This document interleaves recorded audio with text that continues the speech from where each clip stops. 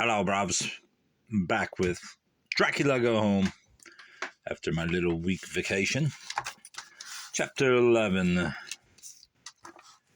In my dream, I was running for my life.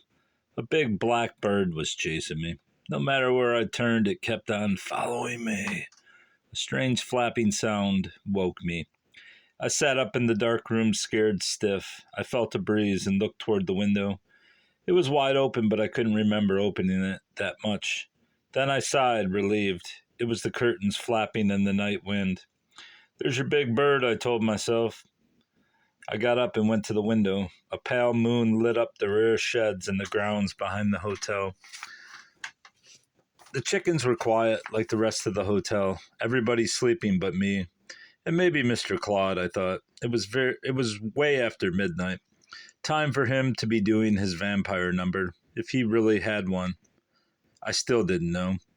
I went to my door, unlocked it, and carefully looked out. The hallway was dark.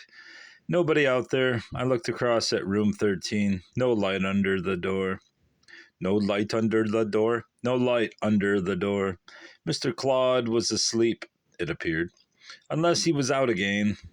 I wondered again why he had torn my room apart. What was he looking for? Slowly I got an idea.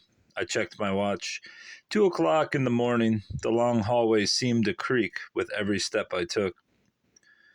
At the steps, I looked down at the counter. The light was dim, the dining room dark. Nobody was around. I found the big check-in ledger again. This time I was looking for a special one.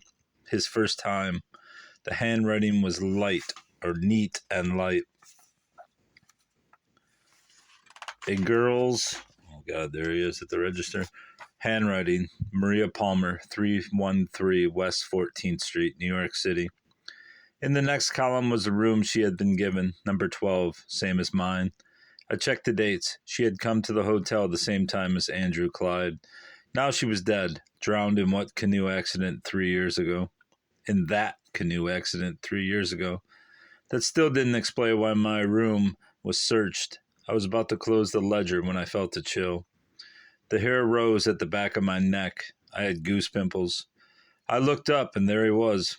Pale face, white as chalk. Black eyes boring into mine. Dracula and I, alone. His voice was soft, almost like a whisper. Well, he said, have you found what you're looking for? I couldn't think of anything to say. He stared at me for a long... I can't read. I couldn't think of anything to say. He stared at me for a few long seconds. Then his thin lips twisted into a wry smile. I blinked and suddenly he was gone. I didn't hear him go up the stairs, just as I hadn't heard him come down. I waited a while until I got my breath back and some courage.